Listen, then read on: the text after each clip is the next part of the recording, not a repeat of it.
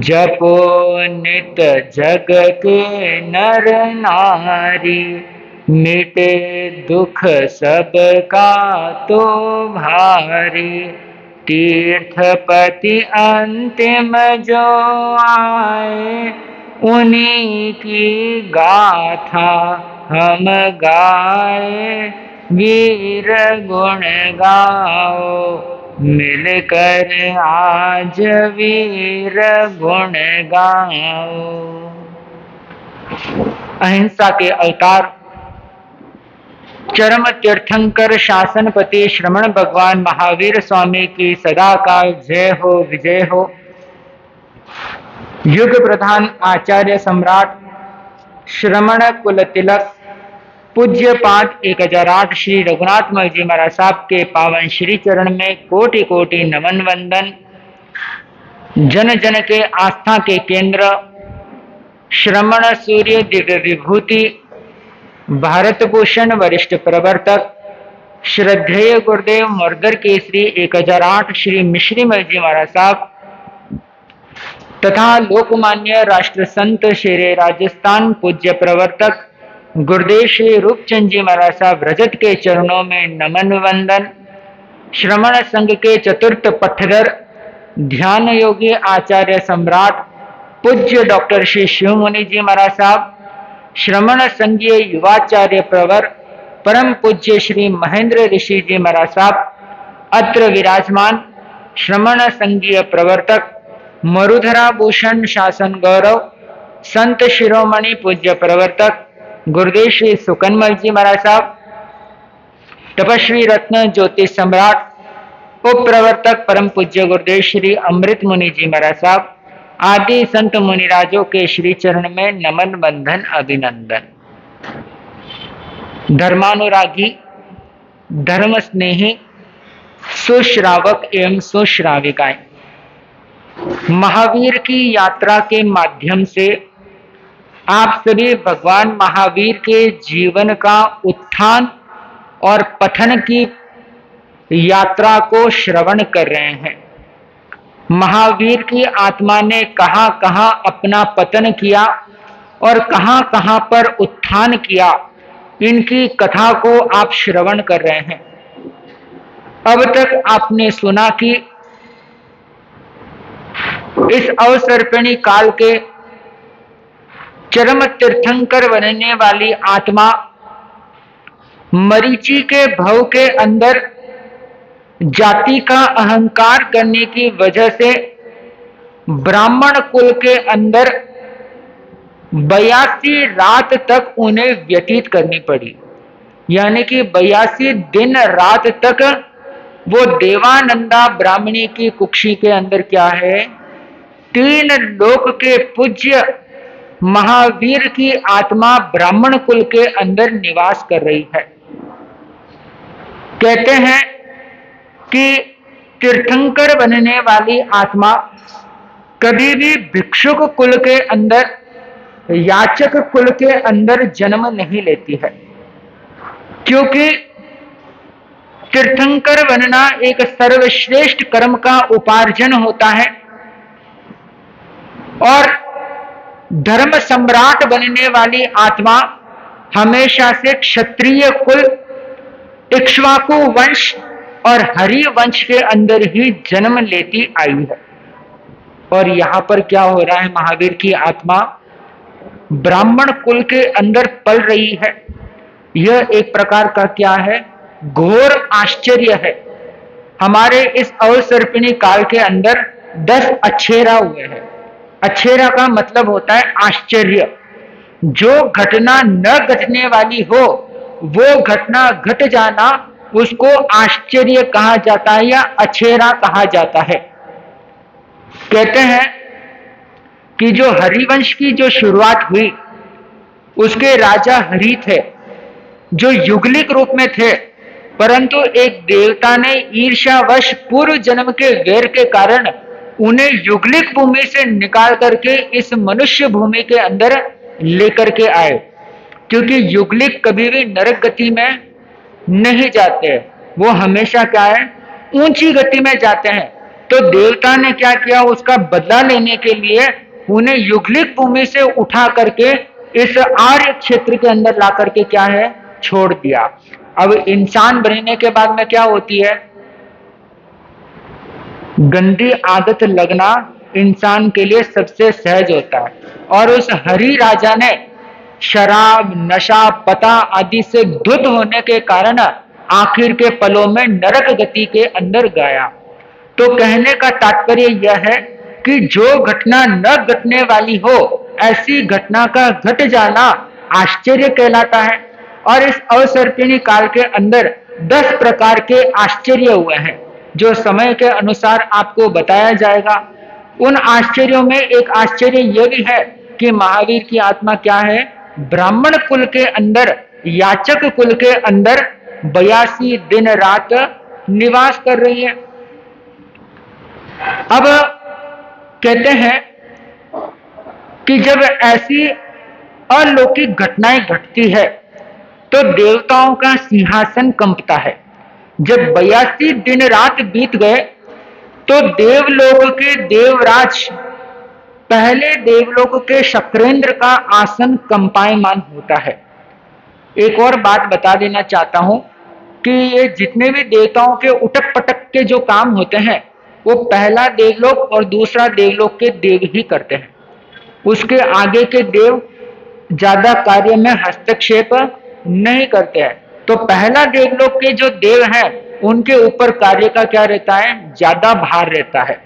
तो इधर भगवान की आत्मा ब्राह्मण कुल के अंदर है, तो देवराज देवेंद्र का सिंहासन कंपायमान होता है और वो अवधि ज्ञान का उपयोग लगाते हैं और उपयोग से देखते हैं कि 24वें तीर्थंकर की आत्मा याचक कुल के अंदर पल रही है, और ऐसा कभी भी होता नहीं है।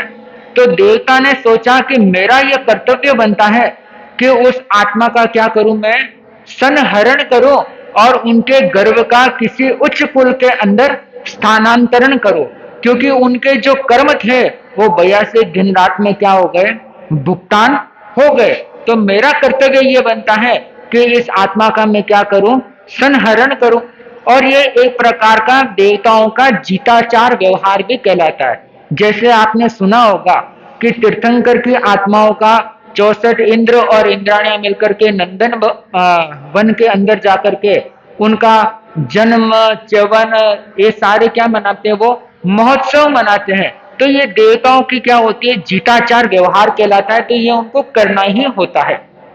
तो देवता ने ये विचार करके जो कभी हुआ नहीं ऐसा काम करने के लिए क्या कर रहे हैं, वो प्रयास कर रहे हैं। और एक बात विशेष यह है कि देव भव और नारक भव, इन दो को तो जन्म से अवधि ज्ञान मिलता ही मिलता है। नारकी को भी अवधि ज्ञान होता है और देवताओं को भी अवधि ज्ञान होता है। नारक को क्यों होता है, क्योंकि उन्हें पिछले कर्म क्या है, याद दिलवा दिलवा करके उनको यातनाएं दी जाती है। तो नारकी को भी अवधि ज्ञान होता है और देवताओं को भी अवधि ज्ञान होता है। नारकियों का जन्म कुंभे यानी कि घड़े के अंदर होता है। जन्म के साथ उनकी वेदना शुरू हो जाती है, छोटे से घड़े के अंदर उनका जन्म होता है और धीरे धीरे उनका शरीर फूलता है और घड़ा क्या होता है, छोटा होता है। तो घड़े से ही उनकी क्या है, वेदनाएं शुरू हो जाती है। और देवताओं का जन्म किसमें होता है, बताएं आपको किसमें होता है, उपपात शैया के अंदर देवताओं का जन्म होता है। यानी कि फूलों की एक शैया होती है, उसके ऊपर क्या है, देवताओं का जन्म होता है। और वो जन्म लेते ही कुछ ही क्षण के अंदर युवान अवस्था के रूप में क्या कर जाते हैं, वो प्रवेश कर जाते हैं। परंतु मनुष्य और तिर्यंच का क्या होता है, गर्भ के द्वारा और अन्य प्रकारों से क्या होता है, मनुष्यों का जन्म होता है। तो देवराज देवेंद्र का सिंहासन कंपायमान होता है, अवधि ज्ञान का उपयोग लगाते हैं और महावीर के गर्भ का संहरण करने का क्या करते हैं, वो विचार करते हैं और आदेश देते हैं हरिनग मेशी देव को। देवताओं में भी अलग अलग प्रकार के क्वालिटी के देव होते हैं। कुछ देवता बहुत बड़े होते हैं जो नीचे के काम नहीं करते हैं, कुछ देवता नीचे के होते हैं जो नीचे के काम ही करते हैं। जैसे परमाधार्मिक देव भी क्या होते हैं? देव होते हैं, परंतु उनका काम क्या होता है? नरक गति के जो जीव होते हैं ना, उन्हें आपस में लड़वाना, उन्हें पिटवाना, मार काट के काम करना। देवताओं में भी राग द्वेष ईर्ष्या आदि के क्या होते हैं? भाव होते हैं। तो इसलिए कहते हैं ना हमें देवता बनना है, ना हमें नारकी बनना है, हमें तो क्या बनना है? सिद्ध आत्मा हमें बनना है।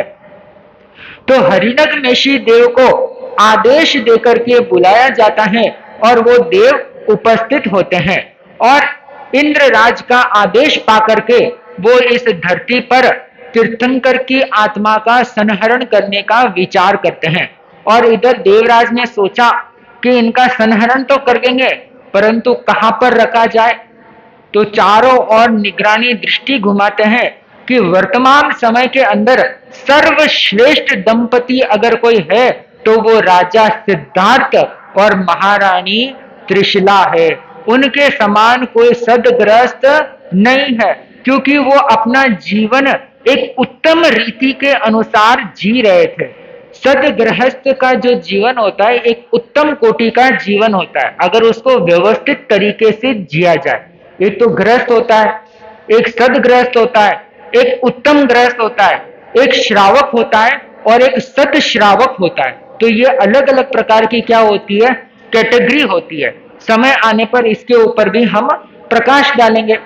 तो हरिणगमेशी देव को आदेश मिलता है कि ब्राह्मण कुंड के ऋषभदत्त ब्राह्मण के घर के अंदर जाना है, देवानंदा के गर्भ से महावीर की आत्मा यानी कि उसके गर्भ सहित पिंड को उठाना है और त्रिशला रानी के कुक्षी में स्थापित करना है और वापस वहां से गर्भ के पिंड को उठा करके इस ब्राह्मणी के गर्भ के अंदर रखना है। यह आदेश मिलते ही हरिणगमेशी देव क्या होता है? बड़ा प्रसन्न होता है, क्योंकि ऐसा अलौकिक कार्य, अद्भुत कार्य, अद्वितीय कार्य करने का उसे क्या मिला है? फरमान मिला है। अगर सोचो हम में से किसी एक को कहा जाए कि भगवान के अंगूठे को भी स्पर्श करना है, तो हम क्या मानते हैं? अपना जीवन कृत्य कृत्य मानते हैं। और वहां उस देव को क्या सौभाग्य मिल रहा है कि गर्भ के जीव को एक गर्भ से दूसरे गर्भ में क्या करना है? स्थानांतरण करना है।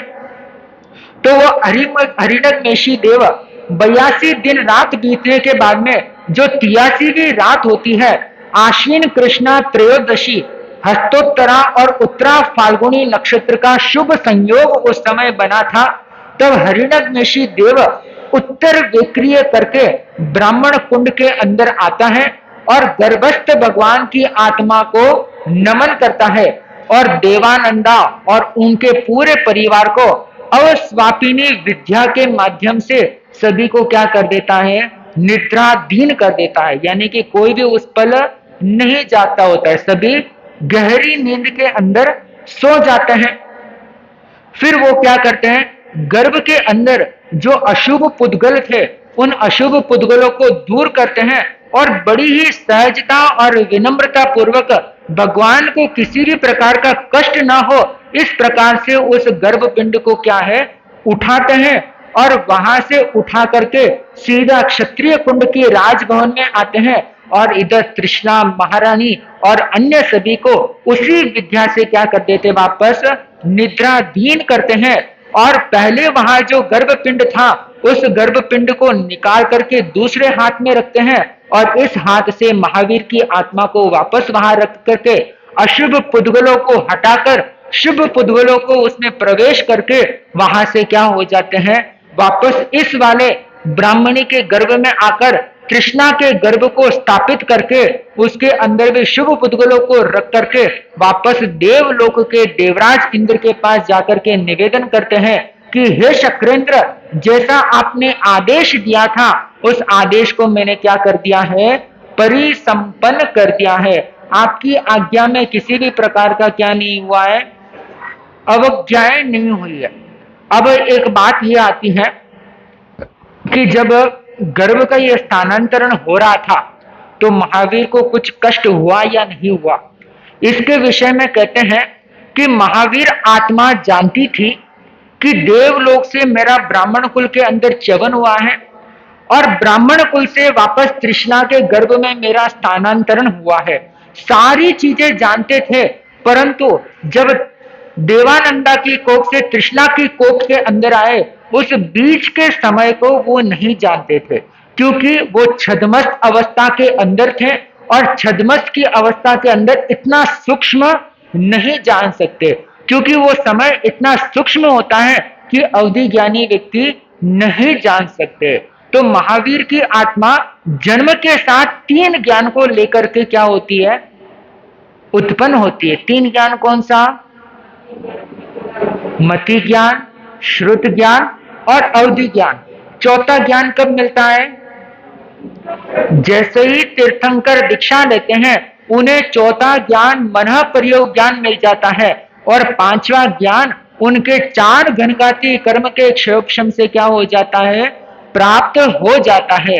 इस प्रकार से हरिणकमेशी देव ने एक सर्वोत्कृष्ट कार्य किया कि महावीर की आत्मा को एक गर्भ से उठा करके दूसरे गर्भ के अंदर स्थानांतरण करके इस महावीर की आत्मा को एक राजकुल के अंदर क्या किया, प्रतिष्ठापित किया। यह क्रिया जो कहलाती है, एक प्रकार की आश्चर्यात्मक क्रिया कहलाती है। ऐसा कभी हुआ नहीं और कभी ना सुना जाता है, परंतु महावीर आत्मा के साथ ऐसा हुआ। इसलिए कहते हैं कि महावीर भगवान के सारे कष्ट एक तरफ और 23 ही तीर्थंकरों के कष्ट एक तरफ।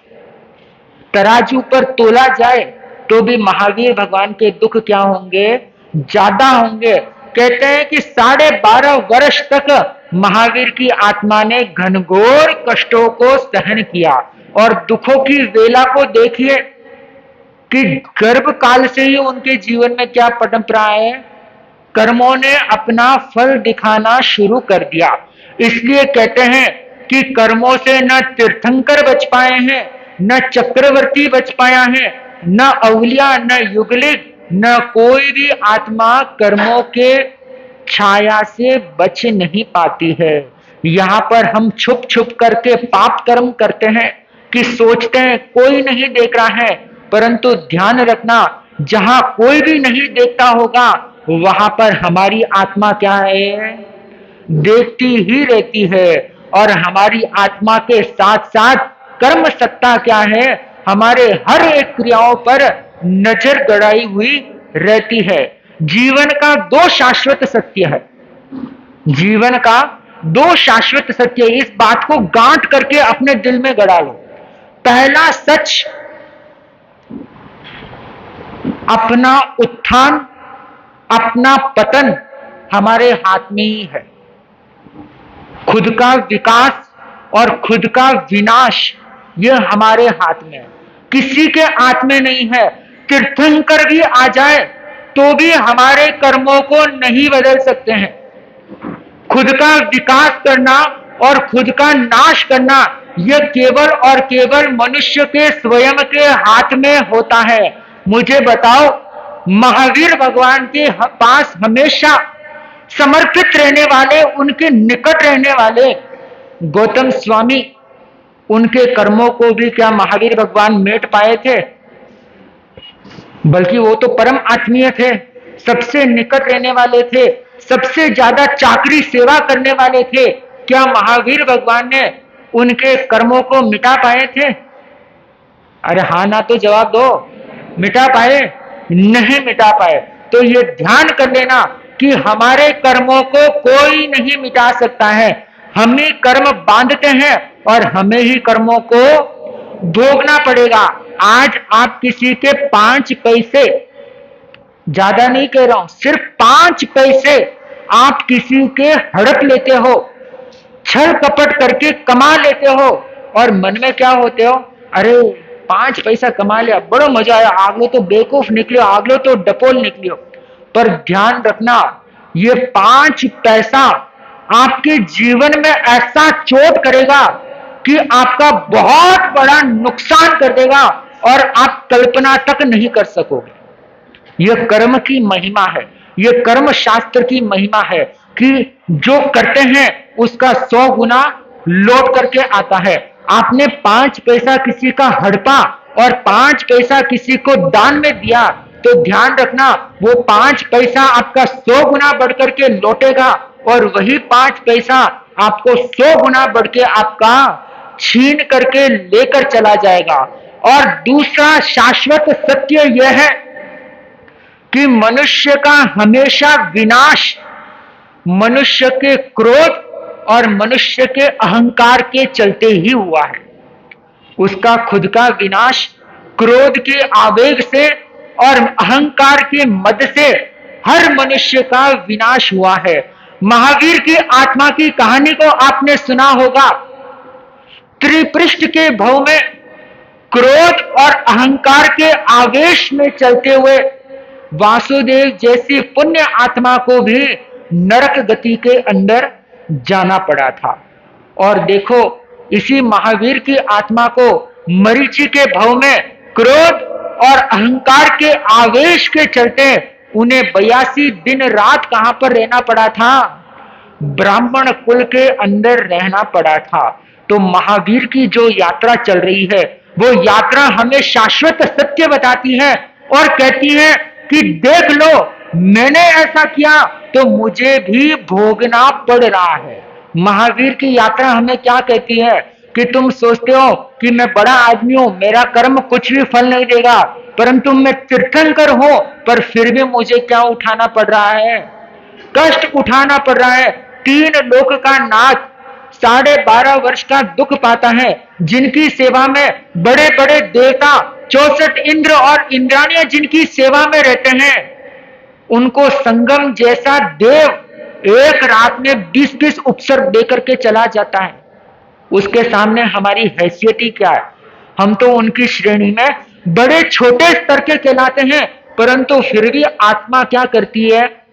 जब भौतिक वस्तुएं हमारे पास आती है ना, तो हम हवा में उड़ने लग जाते हैं। धरती पर हमारे पैर टिकते ही नहीं है। आपने बहुत से इंसानों को देखा होगा कि थोड़ा सा पैसा कमाया, गले में चमचमाती चेन आ जाएगी, हाथ में ब्रेसलेट लपेटने लग जाएंगे, 5 उंगलियां में अंगूठियां।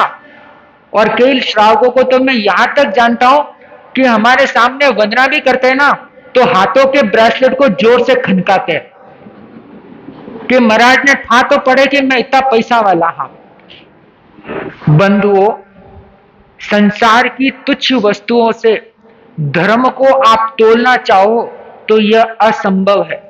आज मैं आपसे पूछता हूं कि दुनिया के अंदर वर्तमान के अंदर बड़े बड़े ऐशो आराम में जीने वाले बड़े बड़े नौजवान जो खरबोपति है, कभी उनको देखा शानो शौकत में जीते हुए? मार्क जुकरबर्ग जो फेसबुक का संस्थापक कहलाता है, परंतु उनकी जब भी अखबार के अंदर फोटो आप देखोगे तो केवल एक छोटे से सामान्य टी शर्ट के अंदर क्या है वो नजर आते हैं। और हमारे टाटा कंपनी के मालिक रतन टाटा, उनकी भी छाया चित्र को देखो तो कितने सादगीमय वो नजर आते हैं। परंतु जैन कौम के अंदर ये एक इतनी खासियत छुपी हुई है कि हमारे पास 1 लाख आते ही 4 लोगों को पता चल जाता है कि फलाना के पास कहीं आई गया है, नोटारी गड्डिया आएगी है।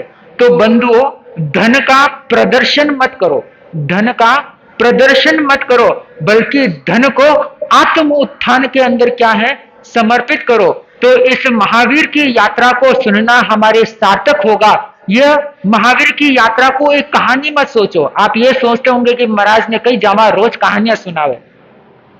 ये कहानियां नहीं है, ये एक आत्मा की जीवन की हकीकत है, जो हकीकत हमारे जीवन को बदलने के लिए बार बार प्रेरित करती है। तो महावीर की यात्रा को केवल सुने नहीं बल्कि अपने जीवन में उतारने का प्रयास करें, ताकि एक दिन हम भी क्या बन सके? क्या बन सके? एक बार आप बोलो, हम क्या बोले? आप बोलो, क्या बन सके हम? एक बार हम भी महावीर बने। इसलिए हम ऐसे कर्म करेंगे जो हमें महावीर बनने का रास्ता क्या कर सके? दिखा सके। तो महावीर की यात्रा हमारे जीवन में कल्याणकारी बनाए। इसी के साथ अपनी बात को यहाँ पर विश्राम देता हूं। बोलिए श्रमणपति शासनपति श्रमण भगवान महावीर स्वामी की। Thank